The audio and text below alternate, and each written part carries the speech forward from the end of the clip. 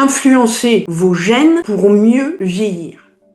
Si je te dis que tes gènes ne sont pas ton destin, est-ce que tu me crois? Si je te dis que tu n'es pas condamné à avoir toutes les mêmes maladies que ta famille, tes frères, tes cousins, tes sœurs, etc., tu me crois? Et si je te dis que tu peux influencer la manière dont ton corps fonctionne, est-ce que tu me crois? Eh bien écoute, certains médecins et certains scientifiques disent même que les gènes ne représentent que 10% de ton destin. Je te parle tout de suite des 90% restants. Oh, donc si papa il ronfle, moi je suis pas obligé de ronfler aussi alors? Exactement, Coco. Mais on va nuancer un petit peu si tu veux bien. Mais tu as compris l'idée, ça c'est clair. Alors nous allons étudier ce grand débat. La génétique versus l'épigénétique, c'est-à-dire les 10% versus les 90%. Mais avant, en fait, ce qui a déclenché mon intérêt, à part ma curiosité naturelle, c'est le livre La symphonie du vivant de Joël de Ronet. Ça a été une vraie révélation pour moi, parce qu'il met des mots simples sur des sujets qu'on a très souvent tendance à compliquer, vraiment beaucoup, et même tendance à rendre mystérieux. La génétique et l'épigénétique. Alors la génétique, c'est quoi? C'est les gènes, c'est le génome, c'est la base, c'est l'ADN. Et puis l'épigénétique, c'est ce qui permet, c'est ce qui décide comment cette base va s'exprimer. Quels gènes vont s'exprimer, vont apparaître ou pas, sans modifier l'ADN, bien sûr.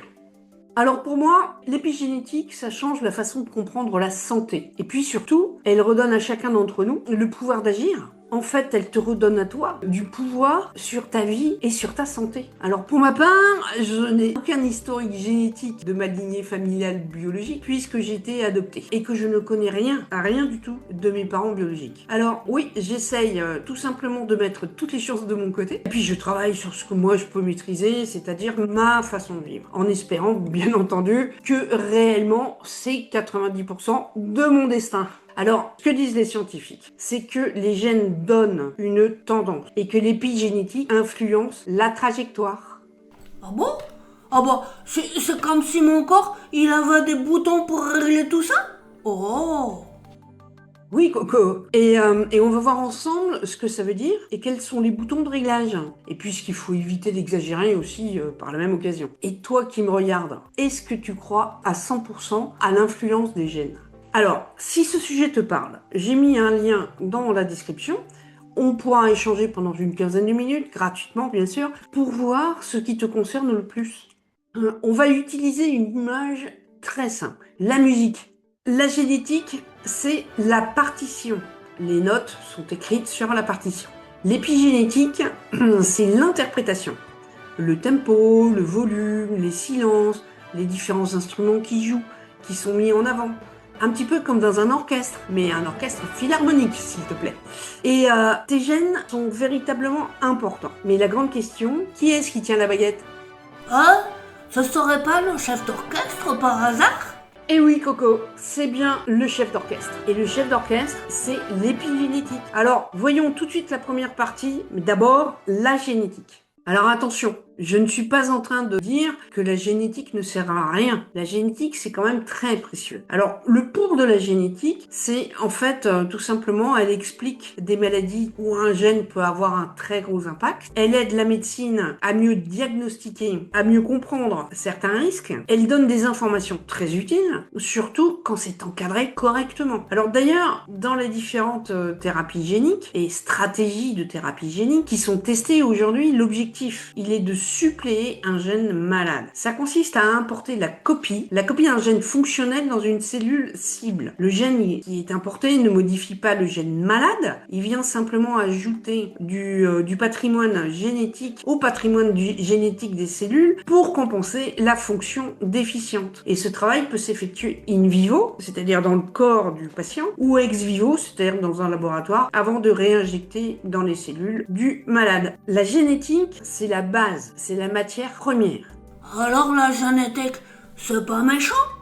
Non, Coco, la génétique, c'est pas méchant. Ce qui est dangereux, en fait, ce n'est pas la génétique. C'est ce qu'on en fait dans notre tête si on se dit, c'est écrit, je ne peux rien faire.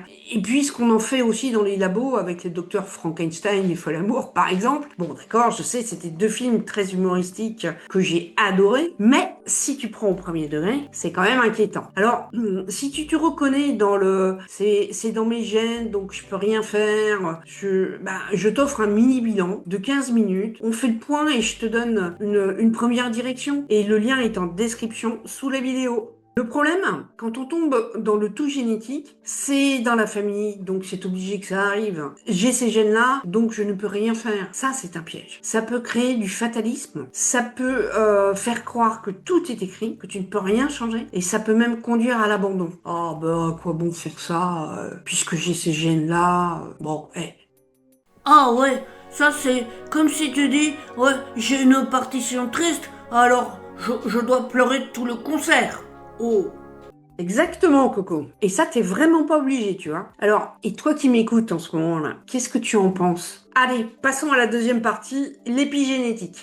L'épigénétique, c'est une révolution parce qu'elle montre une chose absolument essentielle. Nos comportements et notre environnement peuvent influencer l'expression de nos gènes sans changer l'ADN. Alors, il y a 4 piliers simples. Le premier pilier, c'est concret. Sur ce pilier-là, il y a dedans 5 leviers pour agir. Et nous dit Joël de Ronet, c'est pas moi qui l'invente. Et l'alimentation, le sport ou l'activité physique, si tu en fais ou si tu en fais pas, la gestion du stress et la façon dont tu gères ton stress, et puis si nous avons du plaisir à faire ce que nous faisons tous les jours, et puis l'harmonisation aussi de notre réseau social, familial, professionnel. Et ces 5 éléments combinés entre eux vont faire que ça va créer dans notre corps des produits qui vont aller sur l'ADN du noyau et inhiber ou activer l'expression de chaque gène. C'est ça le secret. Donc, on peut toujours faire quelque chose pour soi. Ça, c'est la grande phrase de Joël de Ronet. On peut toujours faire quelque chose pour soi. Alors le deuxième pilier, c'est une logique de prévention. On ne traite pas seulement quand ça casse, on entretient et on régule. C'est une troisième pilier, c'est une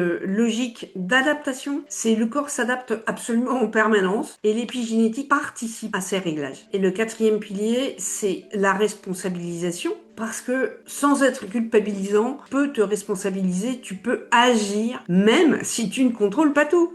Dans le livre de Joël de Ronet, l'exemple des abeilles est absolument fascinant. Selon l'alimentation, l'environnement, la même base génétique peut conduire à des rôles très différents. Chez les abeilles, il y a des butineuses, des ouvrières, des nourrices, des soldats ou plutôt des gardiennes. Mais il y a une seule et unique reine. Comme quoi, c'est la seule qui est nourrie à la gelée royale du premier jour de sa naissance jusqu'à sa mort. C'est la reine. Et ça illustre bien une idée en fait. C'est que la partition est la même, mais l'interprétation, change tout. Alors, si je mange de la gelée royale, je deviens la reine des abeilles? Oh! Peut-être pas, toi, Coco. Peut-être pas en reine, non. Mais c'est l'idée, oui. C'est en fait, l'environnement influence les réglages, ça c'est sûr. Et tu pourrais me dire en commentaire, s'il te plaît, ton plus gros défi à toi aujourd'hui, c'est quoi? C'est le sommeil, le stress, l'alimentation, le mouvement? Est-ce que tu fais des mouvements, etc. Ou bien ton entourage? Dis-moi tout. Soyons clairs, l'épigénétique, ça veut absolument pas dire je peux tout reprogrammer en 3 jours. Bah non, parce que c'est complexe, parce qu'il y a des choses qui sont plus faciles à faire que d'autres, à influencer bien sûr, parce que certaines études montrent des liens, effectivement, mais la causalité exacte et directe, c'est franchement difficile vu les 5 leviers sur lesquels on peut jouer pour influencer. Alors, c'est un petit peu comme un pulse, en fait. On voit apparaître l'image petit à petit. Et puis surtout, on ne doit pas culpabiliser. Parce que on fait au mieux avec notre histoire, avec nos moyens et puis avec notre réalité. Et oui. Donc, si je suis stressée, c'est pas ma faute. Effectivement, Coco. Et c'est un signal. Et on peut apprendre à faire mieux petit à petit. On entend parfois, et c'est certains scientifiques et certains médecins qui le disent, que ce serait 10% génétique et 90% épigénétique. Alors, ce chiffre, moi, je le prends surtout comme un message. Pourquoi? Parce que de toute façon, il faut arrêter de croire que tout est écrit sur les gènes. Mais honnêtement, ce n'est pas une règle universelle. Ça dépend du sujet. Par contre, moi, ce que je crois à 100%, c'est ça. C'est dans la vraie vie, nos choix quotidiens pèsent très lourd sur notre terrain. Les gènes donnent une tendance, l'épigénétique influence la trajectoire. Oh, si je comprends bien alors, on peut changer la musique même si on ne change pas la partition? Exactement, Coco. Par exemple, Corinne Auger, elle nous dit, le cancer a très longtemps été considéré comme une maladie génétique, mais aujourd'hui, on sait qu'il est aussi et surtout épigénétique. Il y a un jour, je vous ferai bientôt sûrement une vidéo sur les chocs émotionnels et les relations avec les maladies, parce que ça fait partie de l'épigénétique, les chocs émotionnels, et c'est quelque chose de très puissant sur la santé humaine, enfin la nôtre en tout cas. On a vu, la génétique, c'est la base, la partition. L'épigénétique, c'est l'interprétation, le chef d'orchestre. Et puis, ça veut dire surtout une chose, tu n'es pas condamné. Alors, tu as 5 leviers simples. Si tu veux commencer doucement, tu regardes d'abord ton sommeil, avec, on préfère la régularité à la perfection. Ensuite, le mouvement, un petit peu de mouvement chaque jour. Du sport, si tu en fais de l'activité physique au minima. C'est mieux que rien de toute façon. Dans l'assiette, plus de plus de fibres, moins d'agressions respectées, moins d'alimentation inflammatoire. Et puis, en 4, le plaisir de vivre. Le plaisir de vivre. S'il te plaît, apprends à voir tous les petits bonheurs de la vie qui t'entourent. Et puis, prends du plaisir à faire chaque chose que tu vis.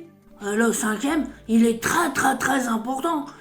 Si tu as moins de gens toxiques autour de toi, t'as moins de stress. Très bonne remarque, Coco, parce que le stress chronique, ça peut vraiment coûter très très cher, vraiment. Alors, si tu veux qu'on voit ensemble comment tu peux reprendre en main la baguette, j'ai mis un lien dans la description pour un mini bilan gratuit de 15 minutes. Puis on clarifie ton objectif, je te dis ce que je peux faire, si je peux le faire et si j'ai le temps de le faire, parce que ça commence à se bousculer au portillon. Au revoir, à la prochaine avec Coco.